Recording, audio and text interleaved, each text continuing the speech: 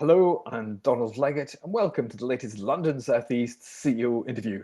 I'm joined today by Shishir Poddar, Executive Chairman and Managing Director at Tirupati Graphite, who IPO'd on the London main market this morning.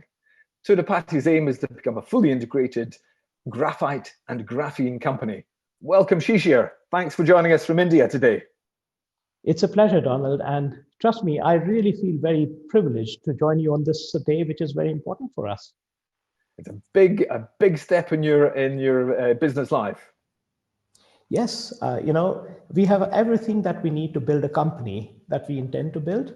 Today, by this listing, we reached the reach to capital markets so that we have the capital to build what we intend to. So it's a great day for us. You've provisionally raised a gross figure of £6 million through a placing at a price of 45 pence per share via PrimaryBid. So why the London main market, not AIM, and why did you choose to raise funds through PrimaryBid? Just a small correction there, Donald. We have a broker called Optiva Securities. Optiva raised kind of 4 to 5 million out of the 6 through the placing. The idea of PrimaryBid was that the regulators... So that's through institutions?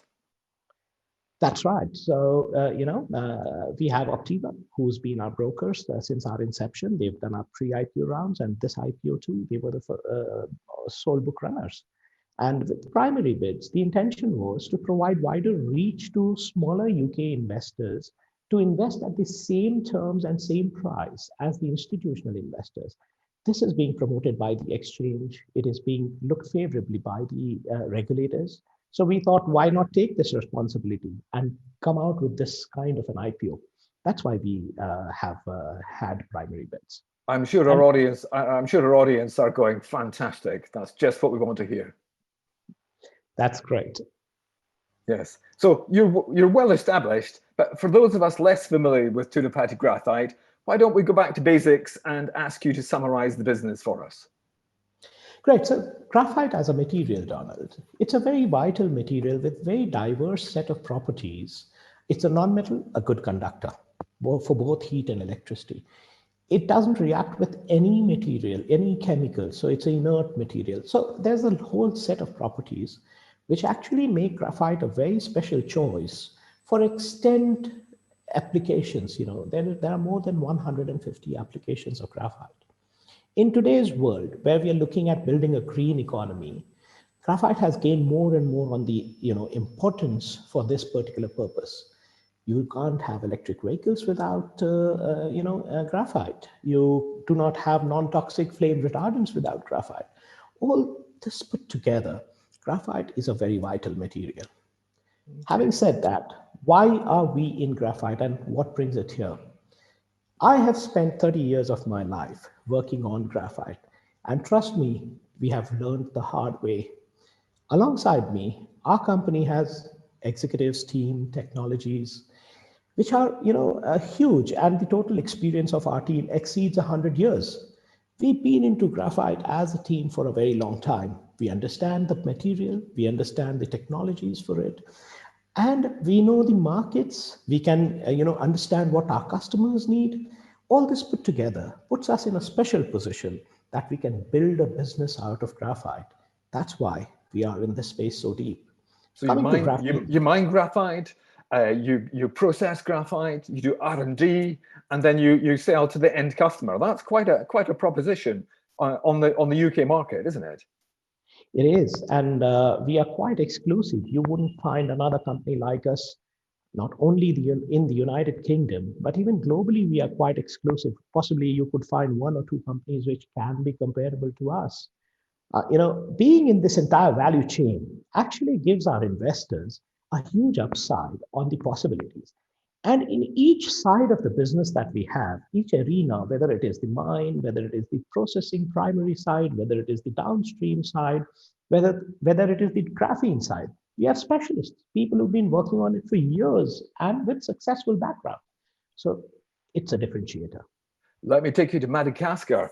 Madagascar is famous for its large flake, high quality graphite. Tell us a bit more about the 2 graphite mines which you're developing there. Historically, graphite is actually known to have the world's best graphite deposits. It's been worked for more than 100 years. There's a region in the central eastern part of Madagascar, which also hosts the main seaport of the country, which has been, undertaking these mining and processing of graphite for over a century. Our two projects are located exactly in that heart, where that has been delivering graphite for a century to the globe. Across the two projects, we have 33 square kilometers of mining permits, and we are fully permitted. We don't need any more government, approvals. We have everything. We've done first stage of our exploration across both the projects. So, you would have heard somewhere that we are developing our company in a modular fashion, or our projects in a modular fashion. We stage the investments, build capacity step by step, start earning, redeploy, or leverage the earnings so that we can, do things with lesser external capital. So in that way, we've established 14 years of, mine life for the top end capacity we are intending to build there. Both the projects have excellent logistics. They're on the highway or close to it. They're close to the port, just 70 kilometers from there. And the last part, which I'm very passionate about, we are able to change the life of people, hundreds and thousands of people who I feel are possibly one of the most deprived in the world. When I first stepped into Madagascar, I saw what quality of life the inhabitants of where our projects are located had. And when I go there now and see how much change we have brought to their lives, it is so heartening. In addition to developing the business, we have improved the life of people. So it's great. Now, in terms of supply chain, you mentioned the port there, proximity to the port. The graphite then gets sent to India for processing. And you have plans for a new plant in India, is that right? So where does that new plant fit into the strategy? Okay, so while a portion of our graphite would go for further processing into our Indian operations, but what we produce in Madagascar is kind of 95 to 96% purity flake graphite in different particle size distribution, and that has its own market. So if you see our capacity build up in Madagascar in the entire medium-term development plan, that goes to 81,000 tons. But in India, it remains at 28,800 tons. Why this? This is the parity in the markets. More or less, 75% of current graphite usage is happy with what comes out from our Madagascar projects. The rest, 25%, needs further processing. Now, why India? This further processing actually is very high tech. You need, very high-end, well-trained people. You need a lot of inputs which would not be available in an underdeveloped country or lesser developed country like Madagascar. You need better facilities to facilitate these operations. We couldn't have done it in Madagascar. And India actually offered a low-cost jurisdiction. I come from here, so do have a command there. We have a great team here. All that put together, we're building that side on India. So in India, now we will be completing our 4,800 tons expansion of our current 1,200 tons capacity. In Madagascar, with the funds we've raised, we'll enhance our capacity from 3,000 to 6,000.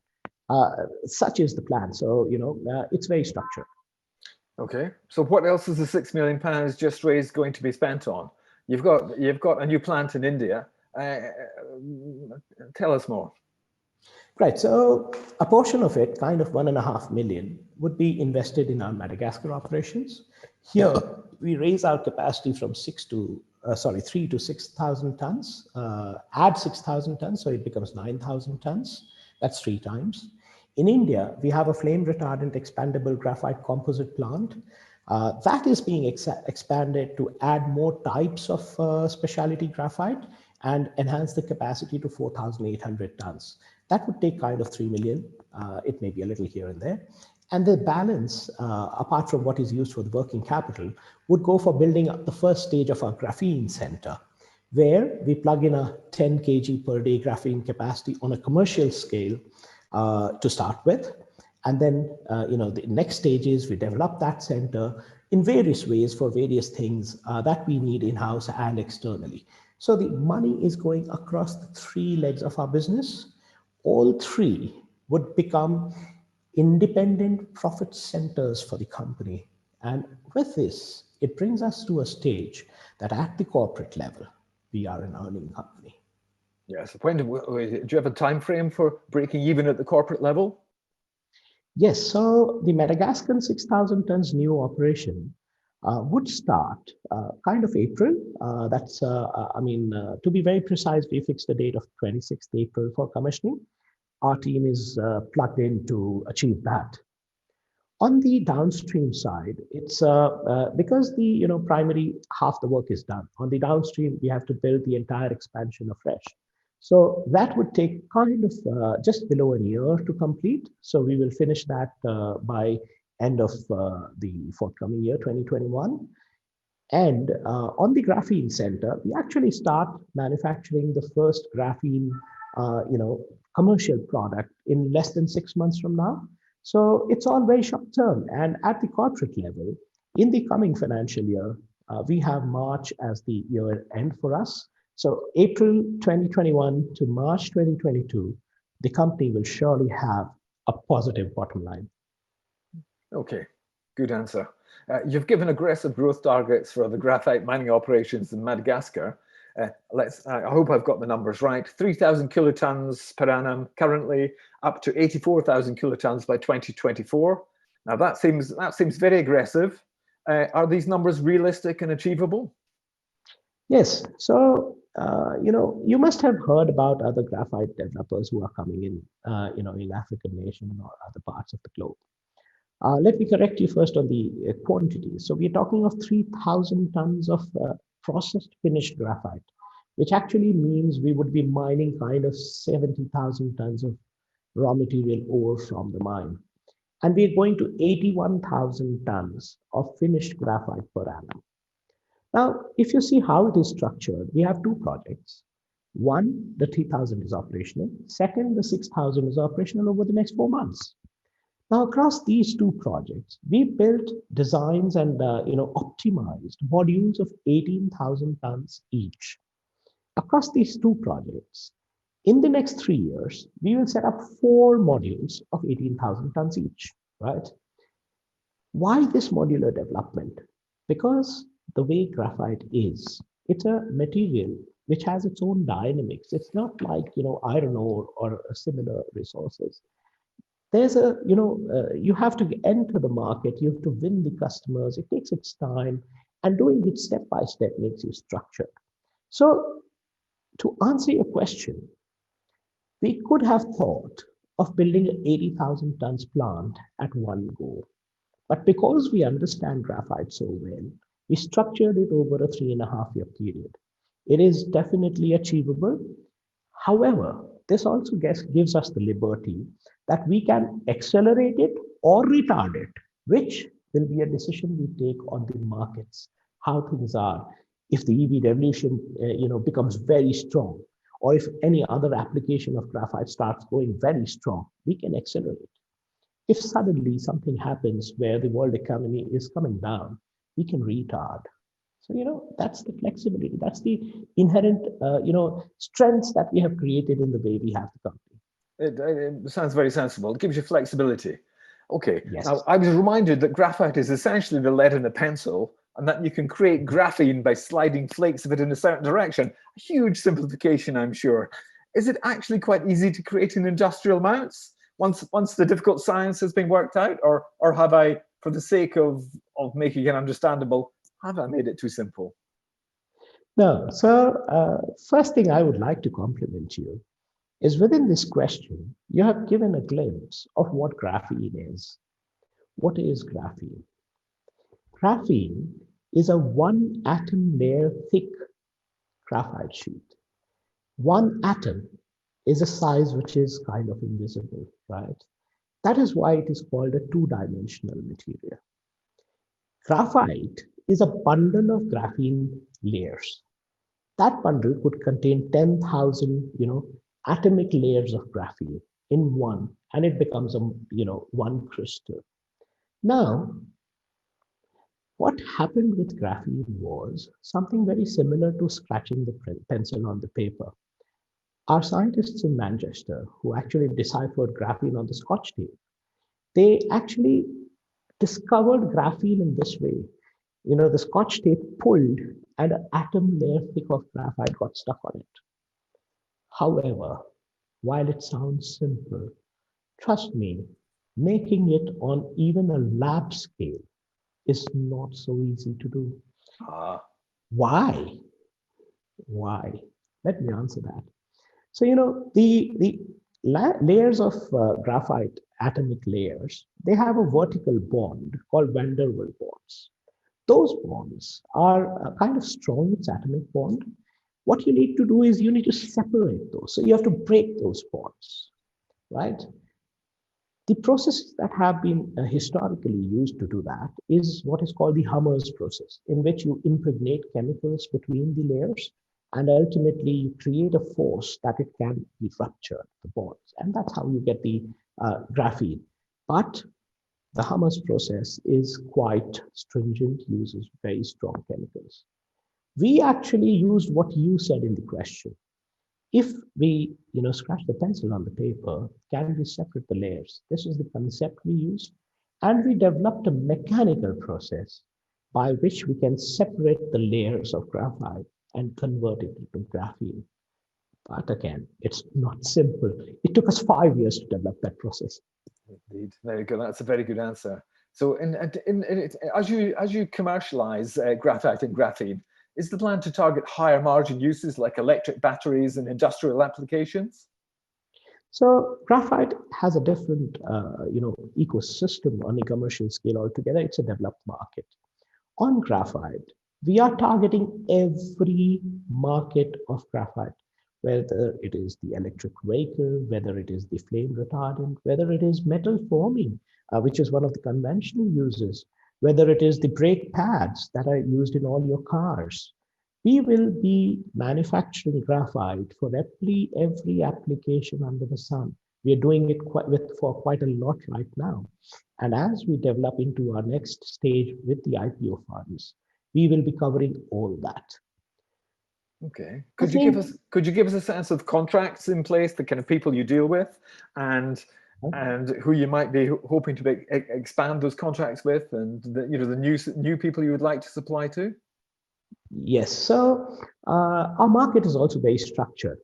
We have, benchmark users of graphite companies. I know of two companies which are listed in the United Kingdom. I'm sure you must have heard about that. There's a company called Morgan Advanced Materials. There's a company called Vesuvius. These two are, very large users of graphite. Similarly, we have companies around the globe who use tens of thousands and some 20s or 50s of thousands in various applications. They are our customers. We have identified all these customers who will be our prime customers. And with each one of them, as we develop our capacities, we are getting into them, breaking the barriers of becoming a supplier. Today, we are a regular supplier to at least 5, 6 such, large global corporates. We have annual orders with them, and every year we negotiate the next year's order. That's how it works. Apart from this, we also need to serve the smaller size markets, companies which could consume smaller volumes of graphite. That we generally do through intermediaries. We have advanced, well-developed intermediaries in different parts of the world. In the United States, in Europe, we have arrangements with them through whom we serve those markets. So it's a very structured marketing plan. Okay, a fascinating interview. I wonder if I could ask you my final question. Here we go. Here's the killer question. Why should retail shareholders buy the Tirupati stock? Wow. So let me wear the shoe of an investor. As an investor, what am I looking for? I'm looking for a company that does the right thing. It has the ability to, make earnings or, enhance values of its shareholders by enhancing values of the company.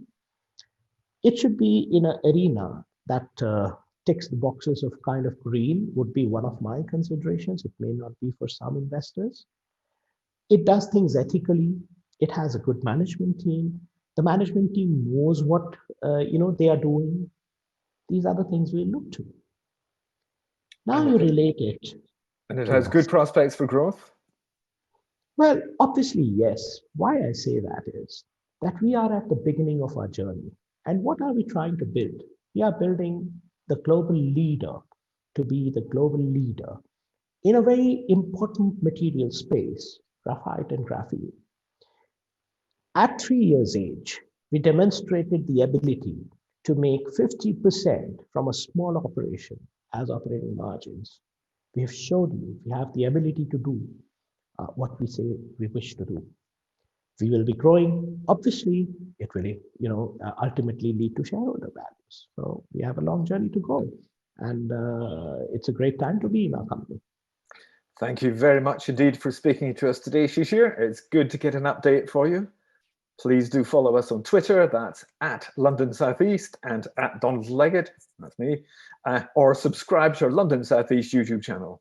Thanks for watching and do stay safe.